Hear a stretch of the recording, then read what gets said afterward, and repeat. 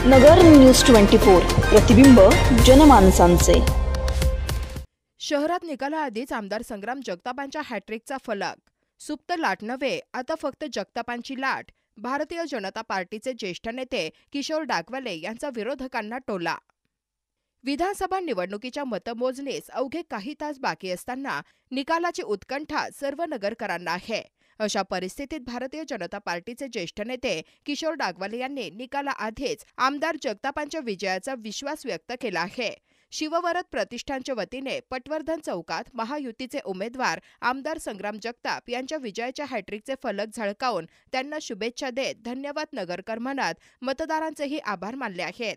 विरोधकांची सुप्त लाटेची फक्त वल्गना असून शहरात फक्त संग्राम जगताप यांचीच लाट होती।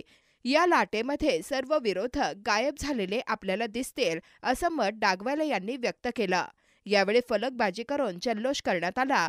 या प्रसंगी शिववरद प्रतिष्ठानचे अध्यक्ष सागर गोरे, कार्याध्यक्ष ॲडव्होकेट सुनील सूर्यवंशी, उपाध्यक्ष मंदार पळसकर, सचिव रोहन डागवाले, खजिनदार सचिन भिंगारकर, उपाध्यक्ष सचिन पाथरकर, अनिल शिंदे, सुमित इप्पलपेल्ली, मनोज ससाने, यश डागवाले, विजय कदम, अमोल बोल्ली, दीपक सुपेकर व पंडित भगत आदी यावेळी उपस्थित होते। आधीच आमदार जगताप यांच्या हॅट्रिकचे तुम्ही फलक लावले, काय सांगाल? एक हे निकाल तुम्हाला आम्ही प्रचारात सुद्धा अनेक वेळा बाईट घेतल्यात, अनेक वेळा आम्ही मुलाखती दिल्या।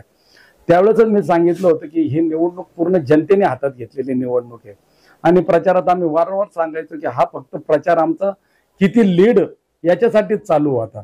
कारण संपूर्ण शहरात जर तुम्ही प्रत्येक फेरीमध्ये पाहिलं, प्रत्येक वार्डात पाहिलं असेल किंवा प्रत्येक भागामध्ये आमदारांचं एक सांगायला म्हणजे खूप म्हणजे अभिमान वाटतो का तो जाताना सांगायचे, समजा माझा क्रमांक 13 आहे, ते एकटेच यायचे।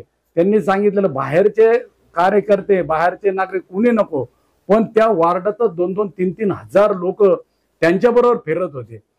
त्यावरच लक्षात आलं आणि वार्डामध्ये प्रत्येक चौकात पहा, प्रत्येक वाडी वस्ती म्हणजे वार्डात पहा की गल्ली बोळांमधून संग्राम भाईला औषध करण्यासाठी माता भगिनी रस्त्यामध्ये उभे राहायच्या। मंडळाचे मंडळ, प्रतिष्ठान असू द्या, मंडळ असू द्या, सगळ्यांनी मोठमोठे क्रेन लावल्या, जेसीपी लावले, मोठमोठ्या हाराने स्वागत होत होतं। आता तुम्हाला एकच उदाहरण सांगतो, माझ्या 13 नंबर वार्ड क्रमांक मध्ये 9 वाजता फेरी चालू झाली, 12:30 अर्धा सुद्धा वार्ड झाला नव्हता।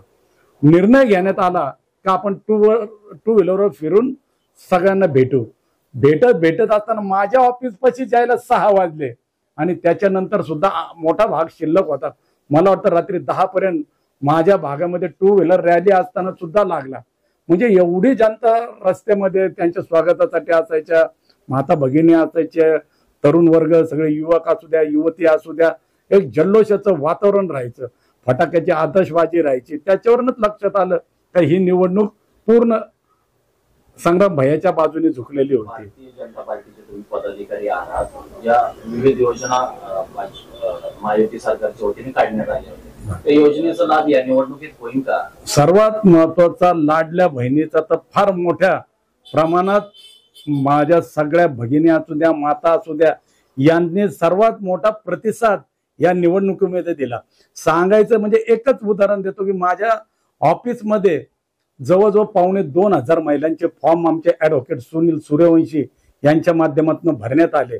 तर तुम्हाला सांगतो त्यातल्या 1300 ते 1400 माता भगिनींना त्याचा लाभ सुद्धा मिळाला आणि काही आचारसंहितेमुळे फॉर्म स्वीकारत नव्हते, राहिलेले फॉर्म सुद्धा त्याच्यात होईल। त्याचबरोबर शासकीय योजना तर आपण सगळ्या राबवल्या या शहरामध्ये, असू द्या भारतीय जनता पार्टीच्या माध्यमातून असू द्या, शिवसेनेच्या माध्यमातून असू द्या किंवा अजितदादाच्या राष्ट्रवादीच्या माध्यमातून असू द्या। परंतु या शहरामध्ये आज आपण फक्त पाहिलं असेल की संग्राम भैयांनी 550 कोटी रुपयाच्या कामांचे शुभारंभ केले, परंतु तुम्हाला आता आचारसंहिता संपल्यानंतर अजून 2000 कोटी रुपयाचे प्रस्ताव मंजूर आहे आणि त्याच्या वर्क ऑर्डर सुद्धा होतील। म्हणजे या शहरात 2 ते 2,500 कोटी रुपयाचे काम, म्हणजे मी माझ्या राजकीय जीवनात एवढा मोठा निधी या शहरामध्ये कधीच आला नव्हता। माझ्या वार्डात सुद्धा मला वाटतं 6.5 कोटी रुपयाची ही भुयारी गटार योजना माझ्या ऑफिस समोर आहे।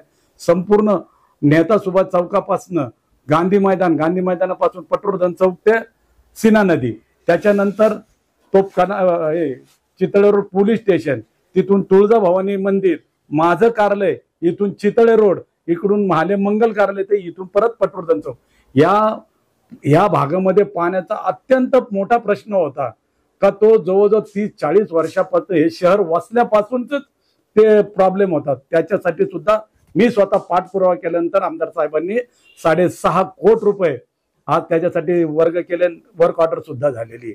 विरोधकांच्या वतीने या निवडणुकीत सांगण्यात आलं की सुप्त लाट आहे, जनता आमच्या सोबत आहे, याबाबत काय सांगा? अहो, सुप्त लाटण जनता यांना प्रचाराला वेळच कधी मिळला, कधी जनतेपर्यंत हे पोहोचले?